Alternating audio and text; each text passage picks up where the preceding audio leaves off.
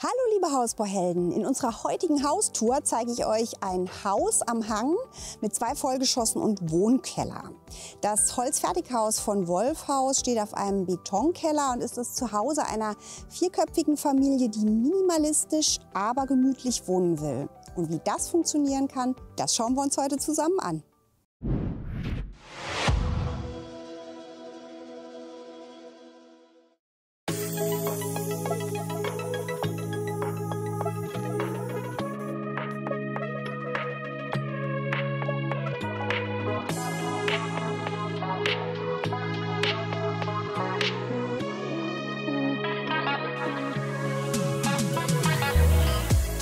Von den Außenmaßen haben wir hier 12,95 Meter mal 9,90 Meter, was den Hauptbaukörper angeht. Es gibt so ein paar Vor- und Rücksprünge, wie ihr schon sehen könnt. Insgesamt sind es dann etwa 14,60 Meter mal 12,95 Meter. Von der Wohnfläche haben wir hier auf 2 Vollgeschossen rund 200 Quadratmeter plus nochmal 70, 80 Quadratmeter im Wohnkeller. Wenn wir jetzt hier seitlich rumkommen, sehen wir schon, wir waren jetzt auf der Terrassenseite. Der Hang zieht sich hier zur Straße vorne nach unten. Das Haus steht in 2. Reihe, hat also auch eine besondere Erschließungssituation. Und ihr könnt schon sehen, es gibt hier verschiedene Vorsprünge und Anbauten mit Flachdach. Insgesamt sollte es ein sehr modernes Ambiente sein. Wir haben hier ein flach geneigtes Satteldach von etwa 10 Grad. Die Familie wollte ursprünglich gerne ein Flachdach haben. Hier gibt es keinen Bebauungsplan für dieses Gebiet und deshalb musste es sich an die umgebenden Häuser anpassen. Es wurde also kein Flachdach genehmigt, sondern ein Satteldach. Und die Familie sagte mir, heute ist sie total froh, dass sie dieses Dach haben, weil sie eigentlich da noch mal einen kleinen Dachraum haben, wo sie Sachen lagern können, obwohl das Ganze ein Binderdach ist. Ich zeige euch nachher, wie das von innen aussieht. Das nur mal vorab.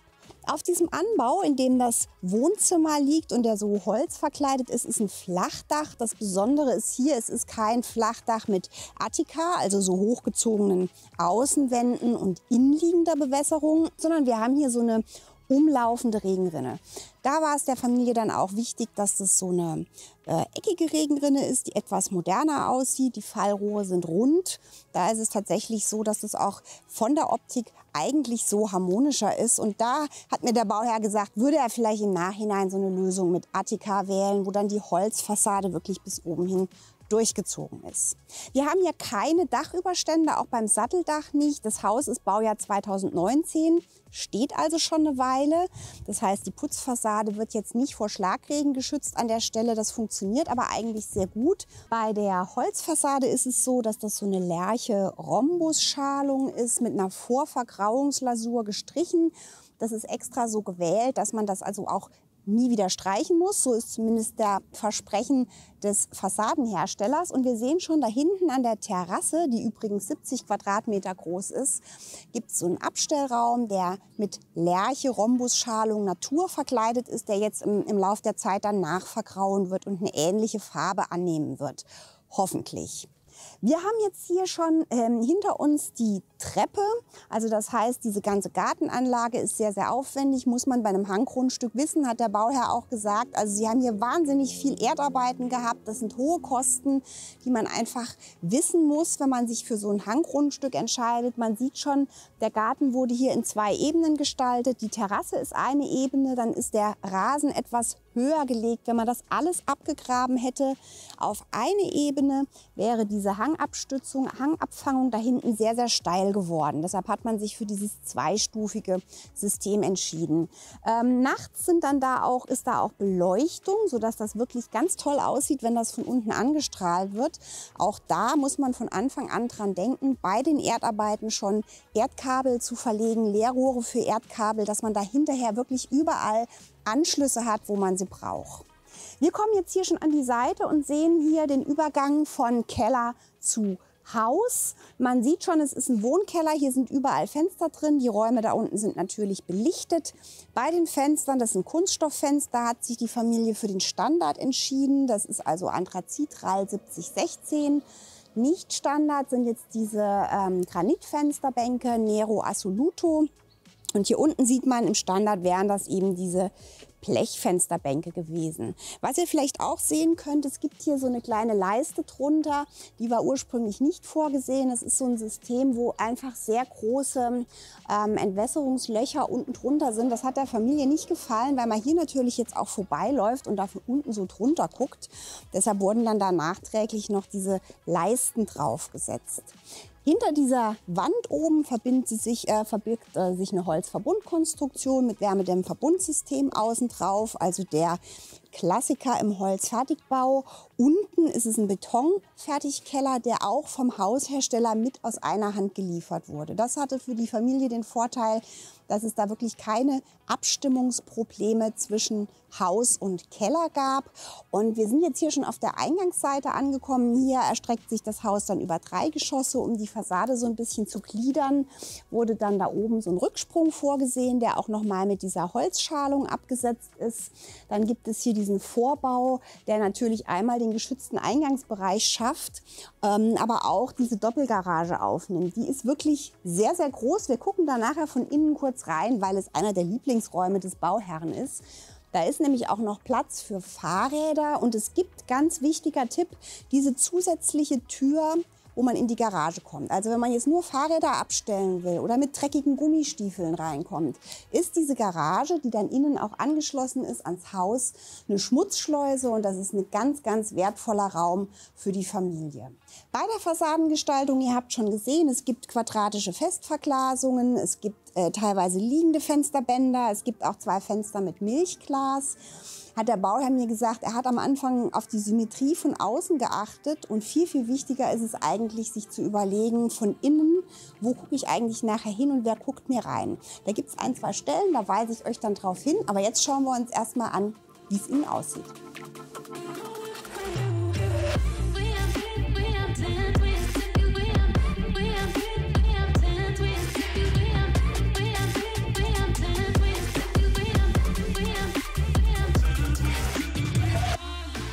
Die Diele liegt wie oft bei Hanghäusern im Kellergeschoss. Ihr hört hinter mir das elektrische Schloss. Da war auch so ein Fingerprintöffner drin. Aber man hat hier überhaupt kein Kellerfeeling. Von der lichten Raumhöhe hat man hier 2,41 Meter an der Stelle. Das ist wichtig, dass der Keller auch nachher als Wohnraum genutzt werden kann. Dadurch, dass es hier aber gleich offen ist und wir hier diese wunderbar große Festverglasung von 2 mal 2 Metern haben, ist es wirklich ein schöner Raum. Und ganz lustig, die Bauherrin sagte mir, die Diele ist eine ihrer Lieblingsorte im Haus. Das ist wirklich ungewöhnlich, das habe ich noch nie gehört, weil es hier eben auch so schön klar und aufgeräumt ist. Hier haben wir schon vom Smart Home System den Bewegungsmelder fürs Licht und wir sehen, es ist hier so eine smarte Beleuchtung drin, die sich jetzt auch in verschiedenen Farben steuern lässt und das ist einfach total cool hier. Wir haben hier von der Größe etwa 12 Quadratmeter und ihr fragt euch natürlich gleich, wo ist die Garderobe? Damit es hier so schön aufgeräumt ist, gibt es hier jetzt einen Raum, wo eine Garderobe für Gäste ist. Wir schauen uns den Keller nachher auch ausführlich an. Schaut noch mal ganz kurz auf die Stelle, das sind so meine Lieblingsdetails. Das passiert eigentlich immer, dass irgendwie es schwer einzuschätzen ist, wo die Treppe läuft und ob die Tür noch drunter passt. Ist ja kein Problem, ist nur optisch so eine Sache. Hier geht es zur Garage, da stehen die ganzen Schuhe und Gummistiefel der Kinder und hier um die Ecke gibt es jetzt eine Gästegarderobe. Das heißt, hier bekommt man alles unter, wenn jetzt mal Gäste im Haus sind und die Familie hat ihre Garderobe oben. Da schauen wir jetzt auch gleich.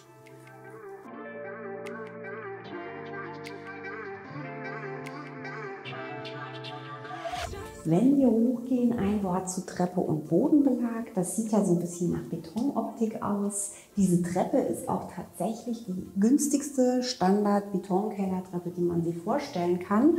Und die wurde dann genau wie der Boden hier im Eingangsbereich hinterher gespachtelt. Sehr schön ist diese zweiläufige gerade Treppe mit dem Zwischenpodest und was ihr vielleicht kaum sehen könnt, weil man hier aus den Gründen des Purismus keine Fußleiste mitlaufend haben wollte, ist hier dieser Bereich, der so stoßgefährdet ist, mit so einer Elefantenhaut gestrichen, mitlaufend, einfach nur in der Höhe. Das sieht man wirklich kaum, verhindert aber, dass wenn da jemand mit den Schuhen mal dran schleift, da irgendwie Schleifspuren kommen. Man sieht schon, es gibt hier diesen ganz dunkelgrauen, schwarzen Flachstahl, auch bei den Fenstern. Ansonsten gibt es Weiß, Beton und Eiche. Das sind so die Zutaten für so einen Look, der so ein bisschen Industrial Style, aber auch ein bisschen gemütlich ist. Und das sieht man jetzt, wenn man hier hochkommt.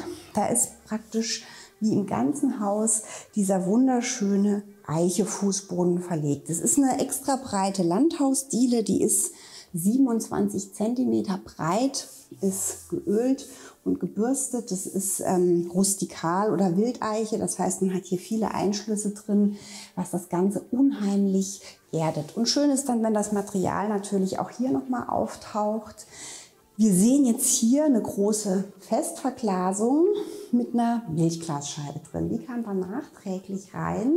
Ursprünglich war das Klarglas und da guckt man praktisch den Nachbarn vorne direkt auf den Schoß. Und da hat man im Nachhinein, obwohl es ein Riesenaufwand war, nochmal die Scheibe austauschen lassen. Also das war so eine Stelle, wo der Bauherr gesagt hat, eigentlich von innen nach außen die Fenster planen, dass man die Sichtachsen von vornherein mitdenken kann.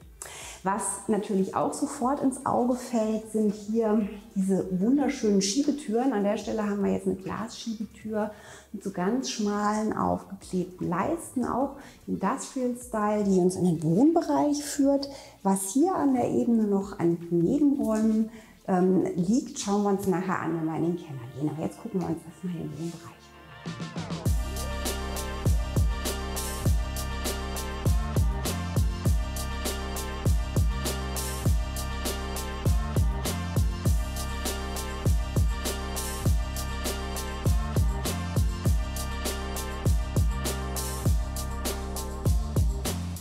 Der Essbereich ist 31,5 Quadratmeter groß und geht hier offen über in den Wohnbereich, der nochmal 21 Quadratmeter bietet und komplett in diesem holzverschalten Flachdachanbau liegt, sodass hier insgesamt über 52 Quadratmeter zur Verfügung stehen. Von der lichten Raumhöhe haben wir jetzt hier 2,56 Meter. Durch diese offene Galerie sind es dann hier über 5 Meter und es ist natürlich sehr, sehr schön, dass über diese beiden Verglasungen da ganz viel Licht reinkommt. Der Bauherr sagte mir, er hätte im Nachhinein vielleicht da auch eine Festverglasung hingemacht. Vorteil ist natürlich, dass die von außen einen schönen schmalen Rahmen haben. Und hier ist die Familie wohl auch noch nie rausgegangen. Davor sind sogar Mückengitter. Es war ursprünglich mal gedacht, dass man das zum Lüften aufmachen kann. Denn die Familie hat sich gegen eine kontrollierte Lüftungsanlage entschieden. Es war so, dass sie mit anderen Bauherren gesprochen haben, die schon Erfahrung hatten, dass es auch ohne funktioniert. Die 10.000 Euro, die das etwa gekostet hätte, hat man lieber in ein Smart Home System investiert. Das zeige ich euch nachher auch noch ein bisschen. Die Beleuchtung haben wir ja teilweise schon gesehen. Und hier stehen wir jetzt neben einem Kamin, der gar nicht genutzt wird. Ihr habt in der Außenansicht vielleicht gesehen, da kommen 2 Schornsteine oben raus. Der andere liegt in der Küche und ist für die Pelletheizung im Keller, die ich euch nachher noch zeige. Hier hat sich die Familie so schön vorgestellt, dass man einen offenen Kamin im Wohnzimmer hat als Raumteiler. Hier oder auch da und hat dann festgestellt, es wird eigentlich zu eng. Das Ding steht immer nur im Weg. Es wird also nicht genutzt. Im Nachhinein hat man sich überlegt, so eine kaminintegrierte Lösung, die gibt es ja auch, wäre schön gewesen. Das muss man aber von vornherein einplanen, denn wenn der Standardkamin schon drin ist, kann man sowas nicht mehr einbauen. Also das vielleicht so als Info am Rande. Wir gucken jetzt mal gerade hier im Wohnbereich. Wir haben jetzt hier den Austritt auf die Terrasse über eine ganz große Hebeschiebetür.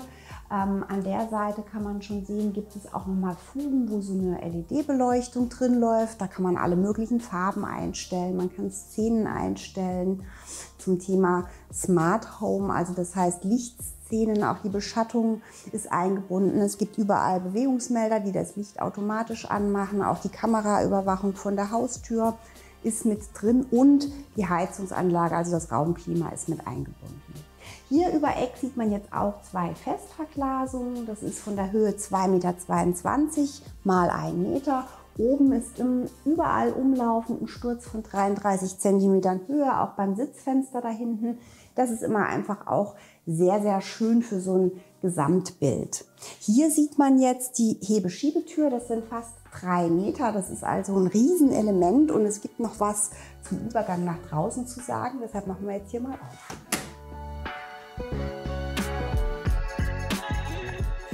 Ganz wichtiger Tipp von den Bauherren, besonders wenn man natürlich ohne Lüftungsanlage baut, überall diese Fliegengitter gleich mit einplanen. Denn dann hat natürlich mehr die Fenster offen und dann ist es einfach total wichtig. Wir sehen jetzt hier, es gibt eine Hebeschiebetür und hier zwar diesen ganz flachen Austritt, aber da hat sich die Familie auch so ein bisschen geärgert. Hier auf die Terrasse gibt es dann umlaufend die Stufe.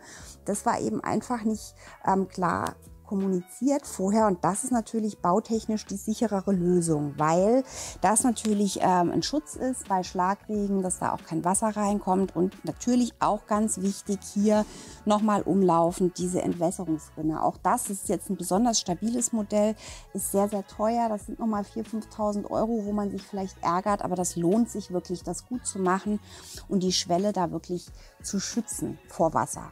Die Terrasse ist wie gesagt 70 Quadratmeter groß. Das ist ein sehr dunkler WPC-Belag, der jetzt hier liegt. Das sieht wirklich schön aus. Die Bauherren sagten mir schon im Sommer, wenn hier die Sonne drauf knallt, wird das so heiß, dass man da barfuß nicht drauf laufen kann. Also entweder natürlich für eine hellere Farbe entscheiden. Bei Holz hat man das Problem jetzt auch nicht so. Wir sehen schon diese große Terrasse ist wirklich ein Outdoor-Wohnzimmer und es gab wohl ursprünglich auch eine Planung hier von diesem Flachdachanbau weiterzuziehen, eine feststehende Überdachung. Das hat den Bauherren in den Zeichnungen optisch nicht gefallen, deshalb haben sie sich dagegen entschieden. Im Nachhinein wären sie vielleicht froh, man hätte das. Dann hätte man erstens natürlich den Schlagregenschutz für diese großen Hebeschiebetüren. Man hätte einen Schutz für die Möbel, die dann hier draußen stehen. Das heißt, wenn es regnet, kann man die Sachen einfach draußen stehen lassen. Und so hat man natürlich dann einen schönen großen Schirm oder eventuell überlegen Sie jetzt noch eine Markise anzubringen.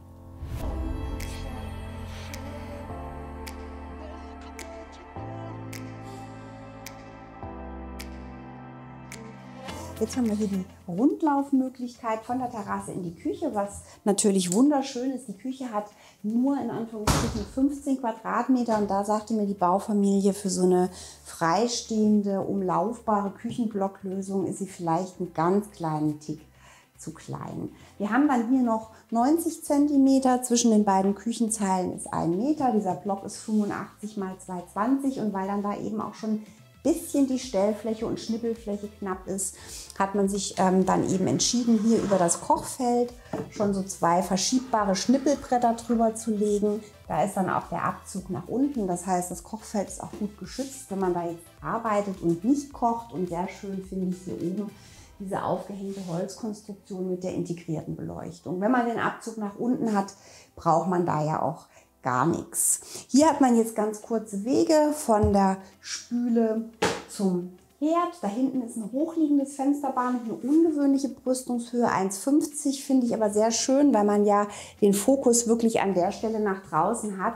Und jetzt hier nochmal Oberschränke aufzuhängen, macht eh keinen Sinn, denn hier gibt es den wunderbaren Thekenplatz, so eine eingebaute Eckbank, wo man sitzen kann. Und ich glaube, das wäre mein Lieblingsplatz in diesem Haus, denn nicht nur sitzt man hier direkt am Essen, sondern man hat auch eine wunderschöne Sichtachse hier einmal über den Essplatz, durch das Sichtfenster, Sitzfenster nach draußen. Das müsst ihr euch gleich unbedingt mal angucken.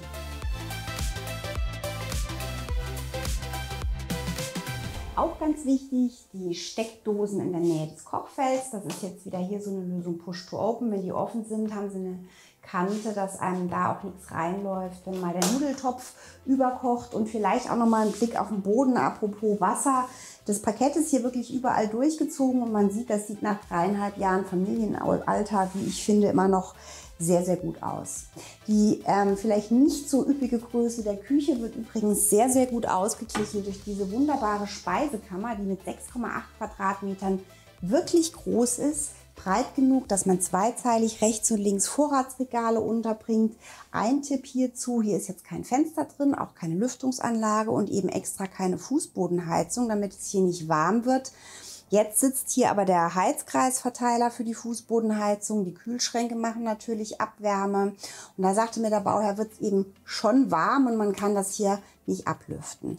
Also Tipp: Überlegt euch gut, wo dieser Heizkreisverteiler sitzt. Das war oben auch ein Thema. Da sage ich euch noch mal was dazu. Jetzt noch eine kurze Sache zum Thema Raum Größe. Wir haben jetzt hier in der Küche, die ja jetzt nicht üppig ist, auch noch diesen Kamin, der da hochkommt. Und der Bauherr sagte auch, man denkt da manchmal am Anfang nicht dran, wenn man unten die Heizung hat, die Pelletsheizung, wo dann dieser Kamin überall durchläuft. Das betrifft nämlich nicht nur die Küche, sondern auch das Schlafzimmer.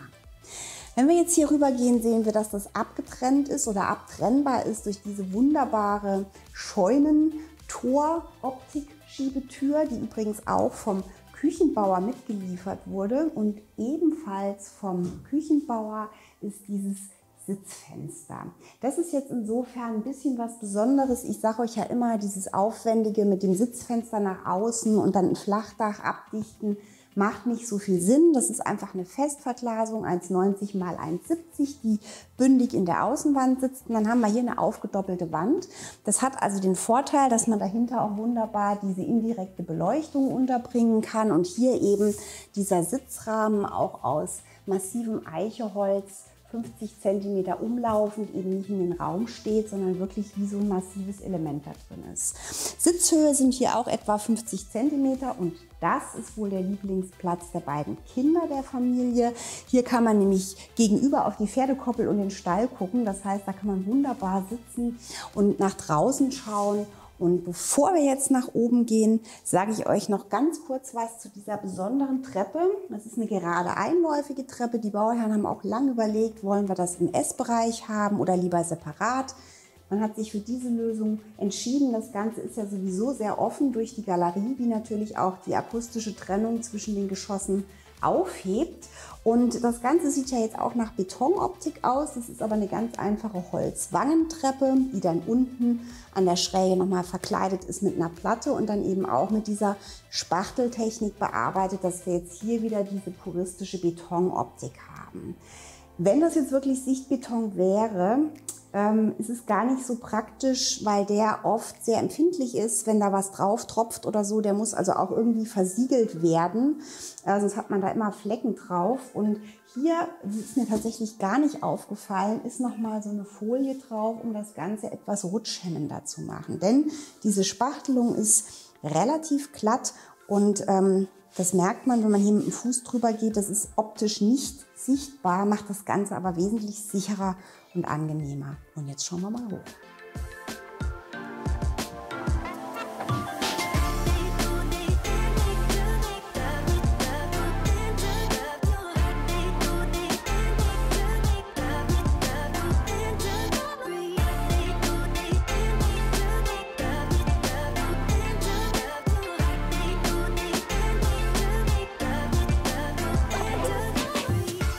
Dieser schmale Treppenraum wird wunderbar betont und belichtet durch diese beiden Festverglasungen dahinter mir. Ein sehr besonderes Format, schmal und hoch, 2,22 x 70 in etwa.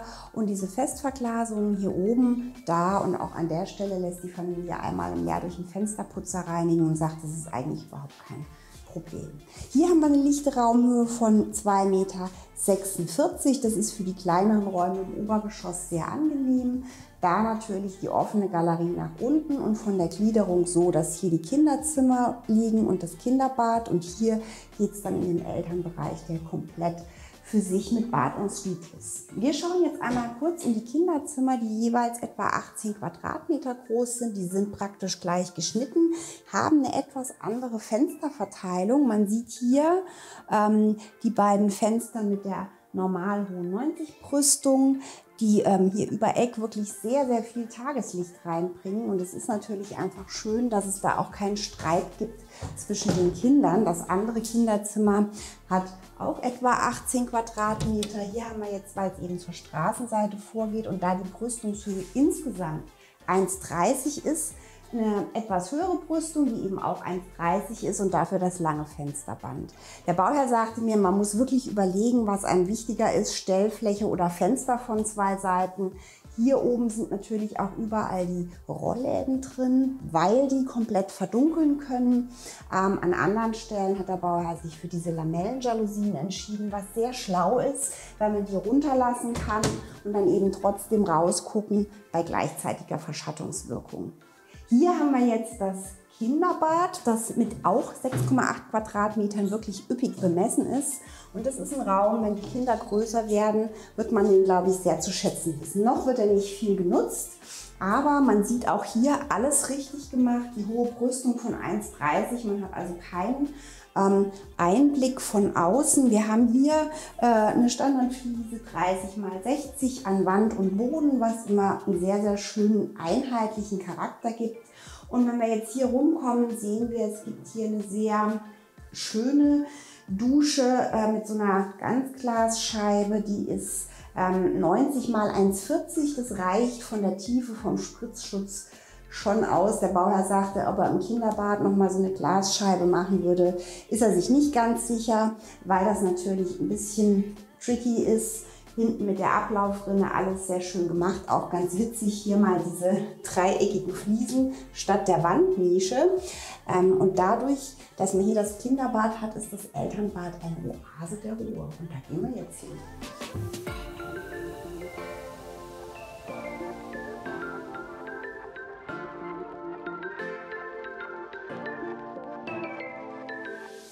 Durch diese Schiebetür geht es in den Elternbereich, der fast 39 Quadratmeter groß ist und über die Ankleide erschlossen wird. Die Ankleide sind allein 12 Quadratmeter. Das ist wirklich eine sehr, sehr schöne Ankleide.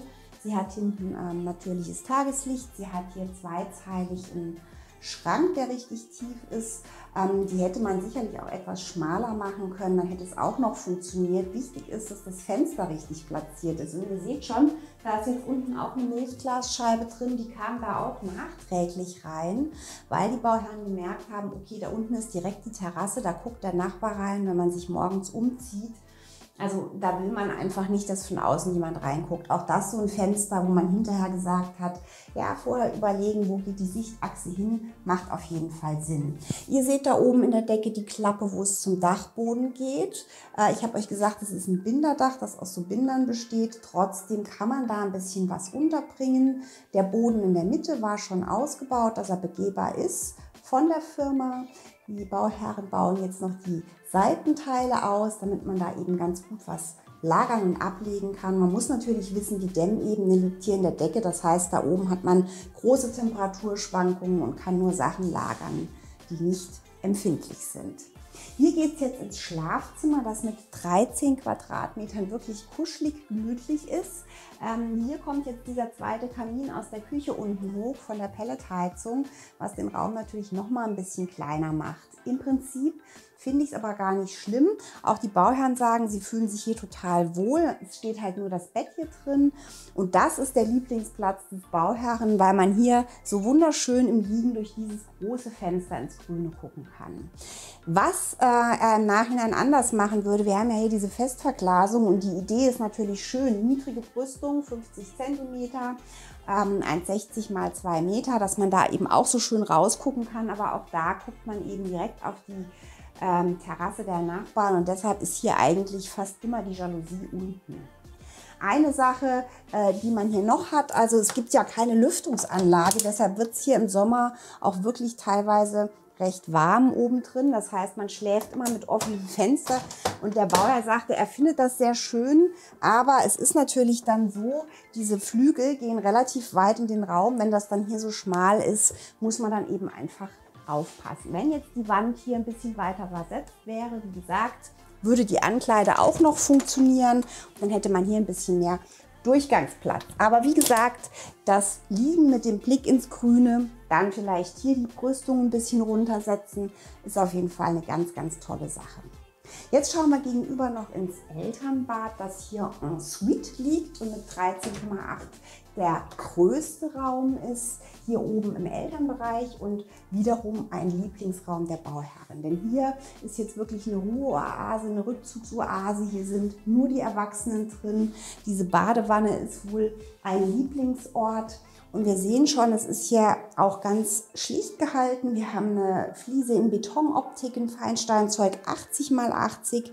Dieses große quadratische Format tut dem Raum sehr, sehr gut. Auch hier wieder diese smart steuerbaren LED-Leisten, wo man auch was mit Stimmung und Beleuchtung machen kann. Hier wieder die hohe Brüstung von 1,30. Den Fliesenspiegel hätte man jetzt vielleicht hier auch hochlaufen lassen können, dann wäre das umlaufend eine Höhe gewesen, zumal hier sehr schön die Fensterbank mit der Fliese gemacht ist und dann eben hier sowieso schon mit der Fliesenabschlusskante. Hinter mir ist die begehbare Walk-in-Dusche, gefliest, die ist jetzt 90 x 1,60, also wirklich tief genug, dass es nicht spritzt. Und hier ist eben jetzt eine sehr, sehr große, tiefe Wandnische. Da kann man sogar den Rasierspiegel reinstellen, habe ich mir sagen lassen, und das eben ihr alles in dieser Dusche erledigen. Und das ist wirklich eine sehr, sehr schöne Sache. Dann gibt es hier noch die Schamwand, das ist in so einem großen Bad auf jeden Fall empfehlenswert. Dahinter verschwindet das WC. Das sind jetzt 1,22 Meter von der Höhe. Und dann ist es eben auch sehr schön, dass der Fliesenspiegel hier nur auf dieser Höhe rumläuft. Ich finde es toll, dass es hier tatsächlich sogar 6 Steckdosen am Doppelwaschtisch gibt. Und ich habe das Gefühl, es ist keine zu viel. Ich habe euch ja versprochen, dass wir noch kurz in den Keller gucken, und auf dem Weg dahin haben wir hier oben auch noch ein paar Nebenräume bzw. ein Büro, das ich euch kurz zeigen will. Einmal hier um die Ecke, das ist das Arbeitszimmer des Bauherrn, das sind 10 Quadratmeter, das ist wunderbar mit einem tollen Ausblick nach draußen. Es war ein Übereckfenster geplant, aber das ist immer sehr teuer und statisch. An der Stelle wäre es nicht möglich gewesen wegen der hohen Scheiben. Die Lösung, die Fenster einfach ins Eck zu setzen, ist eigentlich auch immer sehr schön. Man kann jetzt von hier auf das extensiv begrünte Garagendach gucken, und da sagte der Bauherr, deshalb ist er total froh, dass er es gemacht hat. Das kostet zwar 10.000 € Aufpreis, jetzt im Vergleich zu einem Kiesdach so ein extensiv begrüntes Dach zu machen, aber man hat eben auch immer den schönen Blick von oben auf dieses Dach. Dann geht es hier weiter. Auf der anderen Seite gibt es noch ein Gästebad bzw. Gäste-WC, was natürlich auf der Wohnebene immer sinnvoll ist. Das ist jetzt mit 4,4 Quadratmetern nicht groß. Man hat hier nur eine Toilette drin. Ich wollte euch noch diese wunderschönen Drückergarnituren zeigen. Das sind keine Standardtüren, das sind weiße Türen, stumpf einschlagend, ohne sichtbare Bänder. Und dann, das könnt ihr gleich von der anderen Seite mal gucken, mit so einem Smart Lock im Griff. Das hat die Familie überall eingebaut. Man muss wissen, so ein Griff kostet dann halt allein schon 100 €, aber es sieht einfach total schön aus und passt natürlich auch wunderbar zu den schwarzen Armaturen. Auch hier haben wir wieder die 80 x 80 Fliese an der Wand, die wir aus dem Bad oben schon kennen. Auf dem Boden, die ist größer. Das ist eine dunkle Fliese, und hier haben wir diesen Waschtisch, der jetzt mit 70 cm nicht besonders hoch aufgehängt ist. Aber dadurch, dass das jetzt hier so ein aufgestelltes Waschbecken ist und sich hier auch Kinderhände waschen müssen, finde ich, ist eine ganz tolle Sache. Hier ums Eck gibt es jetzt noch den Hauswirtschaftsraum, den wollte die Bauherrin gerne auf der Erdgeschossebene haben. Der Bauherr sagte, oben wäre eigentlich auch schlau, weil da die Wäsche anfällt. Ganz entscheidend finde ich an der Stelle, man hat hier eben auch noch mal viel Stauraum, man hat natürliche Belichtung, man hat hier einen Fliesenboden drin, der also wirklich wasserunempfindlich ist, und auch noch mal so einen Bodenablauf. Wenn jetzt hier also wirklich mal was passiert mit der Waschmaschine, ist es safe. Dann sieht man hier noch mal einen großen Verteilerschrank von der Elektroanlage. Das heißt, wenn ihr so ein Smart Home habt, ist der ein bisschen größer. Im Keller gibt es auch noch einen. Und da sagte mir der Bauherr im Nachhinein, hätte er gerne, bevor das alles zugemacht wird, hier nochmal fotografiert, wo eigentlich genau die ganzen Elektroleitungen liegen, damit man das später weiß, wenn man mal irgendwo was bohren will. Und auch das, finde ich, ist ein guter Tipp. Und jetzt gucken wir noch schnell in den Keller. Wir sind jetzt wieder unten in der Diele im Eingangsbereich, und wir zeigen euch auch noch kurz den Keller. Der ist nämlich wirklich viel zu schön, um ihn geheim zu halten. Hier geht es jetzt direkt an die Garage, die angeschlossen ist mit einer Feuerschutztür. Das muss natürlich sein. Und ihr seht schon, die ist wirklich groß. Also da passen 2 Autos rein, Fahrräder, es sind über 50 Quadratmeter. Hinten gibt es die separate Tür und hier die Schuhe der ganzen Familie. Das ist also die Schmutzschleuse. Die Familie sagt, sie kommt mit den Kindern bei Regen eigentlich nur durch die Garage rein. Und was ich ganz praktisch finde, der Haustechnikraum ist eben nicht im Wohnkeller, sondern über die Garage angeschlossen. Das heißt, auch wenn die Pellets geliefert werden, ist es hier ganz einfach möglich. Der Raum ist etwa 17 Quadratmeter groß. Hier hinten ist ein Pelletlager drin. Das sind etwa 3 Tonnen. Der Bauherr sagte mir, lieber ein bisschen größer planen, dass man nur einmal im Jahr die Lieferung kommen lassen muss. Dann wird es etwas günstiger. Hier seht ihr die Pelletsheizung mit dem Aschebehälter, der sich automatisch meldet, wenn er voll ist und ganz sauber zu entleeren ist. Einen großen Warmwasserspeicher und da hinten haben wir nochmal einen Batteriespeicher und einen Wechselrichter, denn der Bauherr hat vor einem halben Jahr auf dem Dach eine Photovoltaikanlage nachgerüstet mit etwa 14,5 Kilowatt Peak Leistung. Der Speicher hat 10 Kilowattstunden Speicherkapazität und da ja jetzt hier nicht mit Strom geheizt wird, haben die eigentlich über das ganze Jahr bisher eine Autarkiegrad von über 80, teilweise 100%, weil eben der komplette Haushaltsstrom dann über die Photovoltaikanlage gedeckt wird. Wir haben jetzt hier dann im Anschluss noch den Wohnkeller. Hier gibt es nochmal einen Partyraum, ein Spielzimmer für die Kinder, die Garderobe für die Gäste. Und das ist natürlich ein echter Luxus. Hier ist das Gästezimmer drin, das sind fast 28 Quadratmeter, wird jetzt auch als Fitnessraum genutzt, wenn keiner hier übernachtet. Und das Ganze ist so vorgerüstet, dass hier später auch eine Einliegerwohnung sein könnte oder eine Wohnung für ein erwachsenes Kind. Denn hier gegenüber gibt es auch ein Bad mit etwa 4,4 Quadratmetern. Da ist alles drin, was man braucht. Eine Dusche. Das Ganze liegt jetzt tatsächlich noch über Kanalhöhe. Das ist natürlich ein Vorteil dieser Hanggeschichte, sodass man trotz Keller keine Hebeanlage fürs WC braucht. Hier kommt jetzt das Spielzimmer, der Partykeller, und da gibt es jetzt hier einen besonderen Gag, dass man nämlich auch das Licht nochmal umstellen kann. Hier ist jetzt ein Bereich, wo die Kellerdecke nicht abgehängt ist, der dann höher ist und hinterleuchtet ist. Und es ist wohl wirklich ganz toll, wenn auch mal viele Kinder da sind, die können hier unten spielen und toben. Und später könnte hier eine Küche eingebaut werden. Die Anschlüsse sind hier an der Wand alle schon vorgesehen. Das Ganze ist auch natürlich belichtet, sodass man hier wirklich später was mitmachen kann. Jetzt haben wir alle Räume gesehen, vom Keller bis zum Dach in diesem Haus am Hang. Ich hoffe, es waren ein paar Ideen und Tipps für euch dabei. Wenn ihr noch mehr Videos von diesem Hersteller, andere Familienhäuser sehen wollt, blende ich euch noch mal ein. Unten findet ihr in der Description auch wieder den Link in unsere Hausdatenbank, wo ihr die Grundrisse angucken könnt und einen Kontakt zum Hersteller aufnehmen könnt. Und wenn ihr noch mehr Videos von uns schauen wollt, dann abonniert doch unseren Kanal. Am besten mit Glocke, denn dann verpasst ihr auch alle weiteren Videos nicht von und für Hausbauhelden.